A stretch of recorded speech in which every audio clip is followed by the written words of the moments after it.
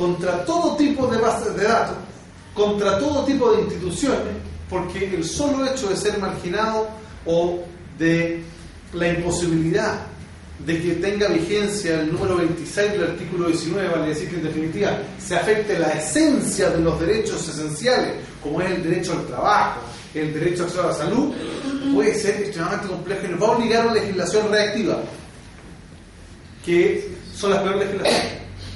Cuando tenemos la presión ciudadana o la presión mediática, que no siempre es la misma, pero porque es que influyen ambas, más la segunda y la primera, pero se produce legislación muchas veces muy rápida, con efectos no deseados, para dar una respuesta inmediata a una demanda comunicacional.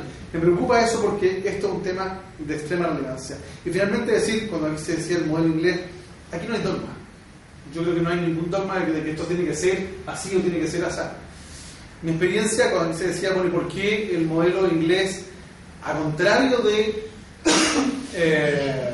tender a la separación, ha unificado incluso las áreas? Porque realmente la perseverancia en el error ocurre. o porque probablemente, no es que uno sea experto en el modelo inglés, pero cuando uno observa la creciente recomendación de la Comisión Europea, que son los expertos, no yo, digamos, yo digo, bueno, algo está ocurriendo que ese modelo por alguna razón está siendo, no digo cuestionado, pero al menos observado desde el punto de vista de aquellos que tienen la obligación de la protección de datos a nivel europeo. Ojo con eso. Sí. Tres cosas cortas, ¿no? En esta conversación que tenemos con Enrique, de si hacemos dos instituciones, una institución que si después se fusiona, tiene razón, pero yo les quiero decir lo siguiente.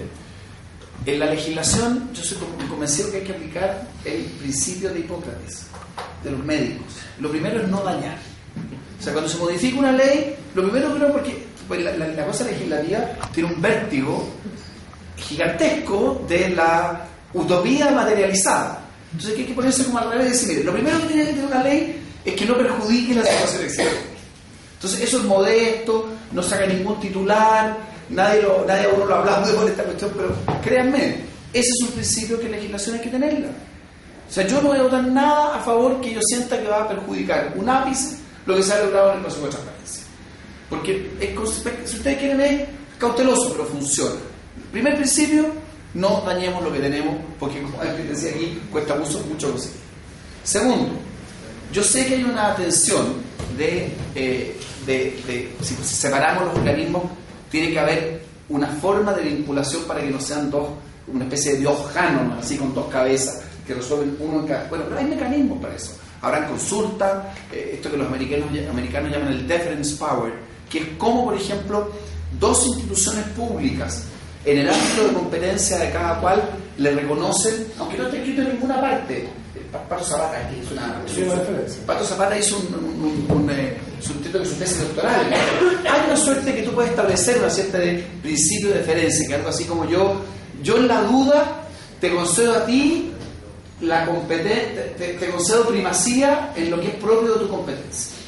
Por lo tanto, se pueden establecer mecanismos.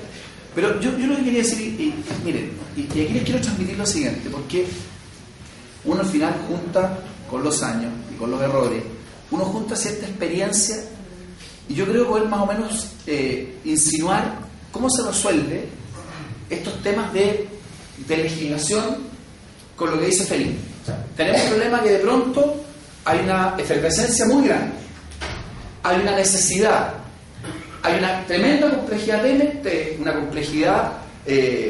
técnica y además hay una controversia política. Entonces uno podría decir, bueno, esto es un círculo incuadrable, nadie cómo se hace esto. Bueno, pero de repente uno mira y dice, pero un momentito. Por ejemplo, ¿cómo Chile logró, el gobierno anterior, que la reforma previsional, salvo 2 votos, fuera unánime? Yo le digo, nuestro vapuleado Congreso tiene logros, o sea, no hay ningún país del mundo en que una reforma previsional, que es, como bien dice, la tierra fértil de la demagogia, ¿cómo se hace para que se transforme en una ley unánime? O lo que tuvo Lucho durante los últimos tiempos, toda la nueva legislación ambiental, que salvo un par de disensiones, se logró aprobar. O sea, hay un cierto Se puede resolver eso, pero ojo, ¿pero cómo se resuelve? Miren, yo creo que se resuelve cuando pasan estas 5 cosas. Primero, cuando la asimetría de información entre la mirada política y la mirada técnica se resuelve, se libera. La reforma procesal penal en parte es eso. Ojo que dije asimetría de información, porque hay veces que los técnicos no entienden lo que están pensando los políticos no entendemos lo que están pensando allá. Entonces, estas cosas complejas, el primer eslabón es asimetría, o sea, terminar con la asimetría de la información de lo técnico y lo político. Lo segundo es que el debate no mezcle, voy a usar una palabra elocuente, tramposamente discusiones políticas envueltas en discusiones técnicas. Por ejemplo práctico. Hoy día estamos enchampados discutiendo un tema en cómo tienen que ser los tribunales ambientales, la justicia ambiental. Entonces hay una tremenda discusión, que supuestamente llevamos 2 sesiones aquí, jurídica, de cómo se discute un artículo. Pero no estamos discutiendo el artículo, lo que estamos discutiendo es una cuestión política. Unos quieren que la participación sea de este porte y otros quieren que sea de este porte. Pero nadie lo dice. Entonces es toda una discusión falsa. Entonces se discute técnicamente lo que no es una cuestión técnica, es una cuestión legítima política. Entonces, primero, nivelar la cancha entre input político e input, llamémoslo, técnico. 2, separar las discusiones técnicas de las discusiones políticas. Cuando, mira, todas las leyes se entrampan, en mi opinión, por eso. Se está discutiendo una cuestión política y se aparenta que se discute una cuestión técnica. Tercero, determinar temprano dónde están los consensos simultáneamente técnicos y políticos. En la reforma previsional, yo imagino que en la reforma procesal penal tiene que ser igual. En un minuto, Alejandro, llegamos y podemos decir, miren, ¿saben qué más? ¿Cuántos puntos hay en discusión? 10 puntos en discusión. 8 de ellos se pueden zanjar razonablemente. Entonces, una vez que tú zanjas los 8, los zanjas y no vuelves sobre esos. Entonces, ¿qué es lo que te queda? Te quedan 2. En el caso de la reforma previsional, la discusión fuera de los bancos. Entonces, ¿qué convinimos? Para poder avanzar en los 9. Dijo, mira, vamos a avanzar en los 9, pero en los bancos vamos a discutir. ¿Y cómo se resuelve? Vamos a votar. Y la concertación, paradojas de la vida, votó porque los bancos se incorporaran a la industria previsional y nosotros votamos porque los bancos no se incorporaran a la industria previsional. Entonces, se resuelven los consensos y, en definitiva, se establece la diferencia, y aquí es donde viene la clave. La diferencia, alguien, Dios omnipresente, tiene que expresar las alternativas que permitan canalizar las votaciones. En el caso de los bancos era súper simple, porque era, los bancos aquí, te fijas tú, sí o no, pero hay que encontrar una manera, te fijas, ojalá binariamente. Miren, señor parlamentario, escojan entre A y B. No, es que mire, que me gustaría hacer, no, llegó tarde para eso. Y por último, el quinto principio es que nosotros tenemos un sistema tan presidencial,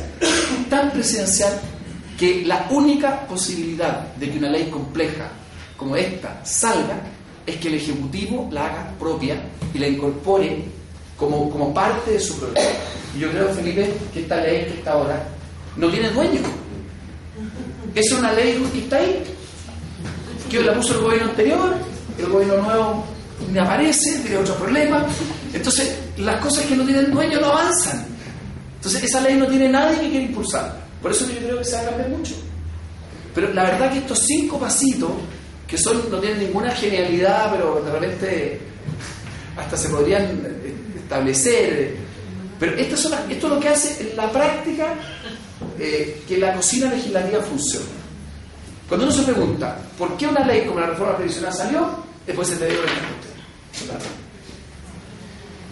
Bueno, yo en el nombre del Centro de Secretario Público de la Ingeniería de la Universidad de Chile y de Consejo para la Transparencia, muchas gracias por este magnífico panel, posibilidad de discutir. Muchas gracias.